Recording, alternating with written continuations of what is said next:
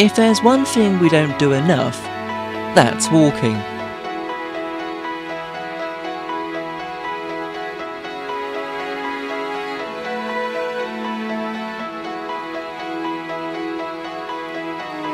Walking, after all, keeps you fit and healthy, but it also allows you to explore the world in which you live.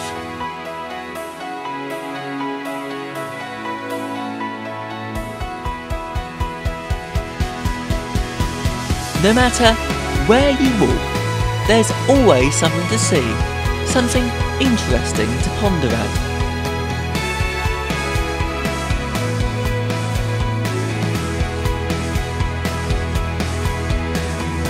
I have been brought up in a county where walking is almost a primary mode of transport.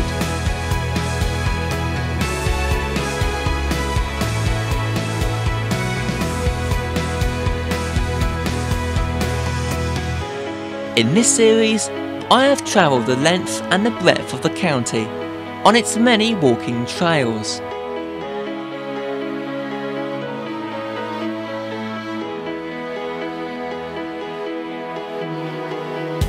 It's been a mammoth of a journey, totalling over 150 miles so far.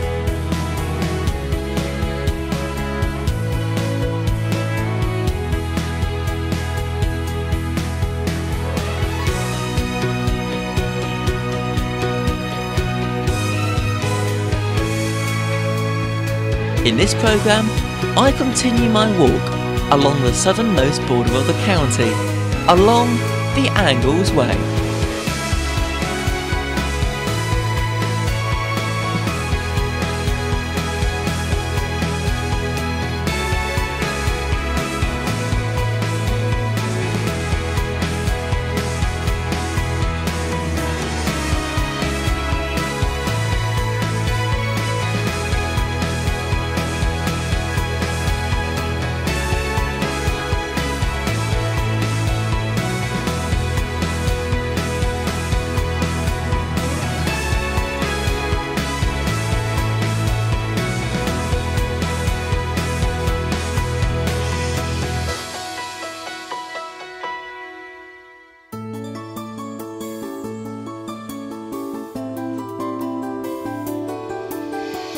All told, the Angles Way is a 93-mile walking trail that follows the county boundary of Norfolk and Suffolk.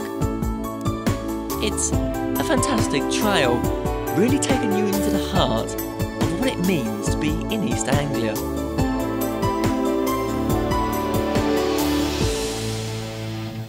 We start where we left off in the last week's programme, here in the open landscape of Nettershill Heath, and I'm continuing along the Angles Way to my first port of call, Felnetham.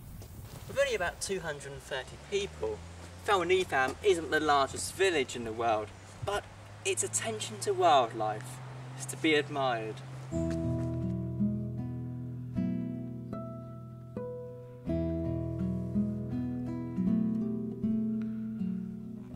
Located on the southern bank of the River Little Ouse, the Felnetham Fens site of special scientific interest is an important wetland site in the county, supporting a range of rare species. The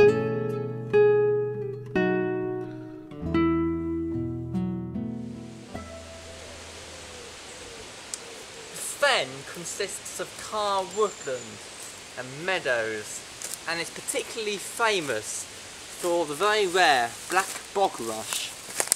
Don't ask me.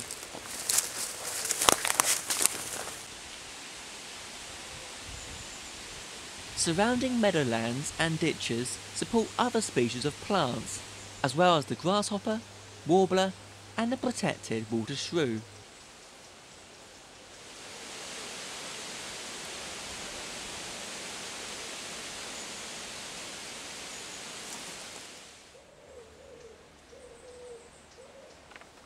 The fen was traditionally used for cutting peat, for fuel and fuel wood. Marked paths, including areas of boardwalk and a footbridge, provide access for visitors.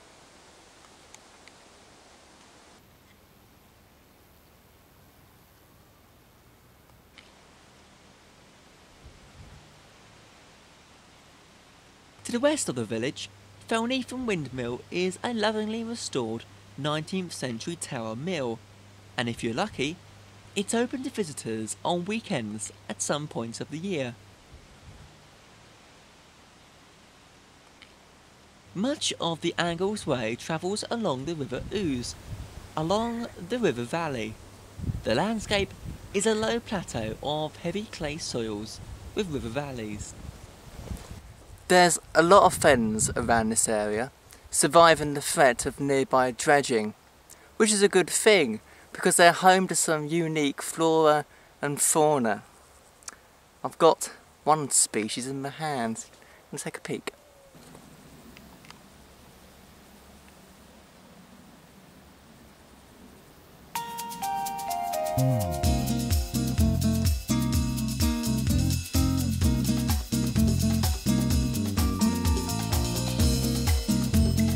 Whenever you go, it's truly well worth it, but the best time to visit the Fens is during May to August, when the fen plants are in flower and the bird song is at its best, from the reed and sedge warbler to the beautiful sound of the nightingale.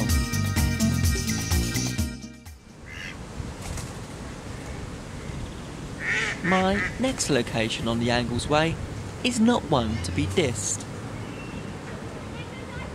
This is Diss, a town that prides itself not on my bad jokes, but on a good quality of life in a relaxed environment. No more relaxing than here, Diss Mere, an old lake which has raised a lot of questions for centuries. One theory is that it was formed when the glacier retreated at the end of the last ice age. Another is that it was the crater of an extinct volcano. It was said to be bottomless, but its greatest depth is actually only 20 feet.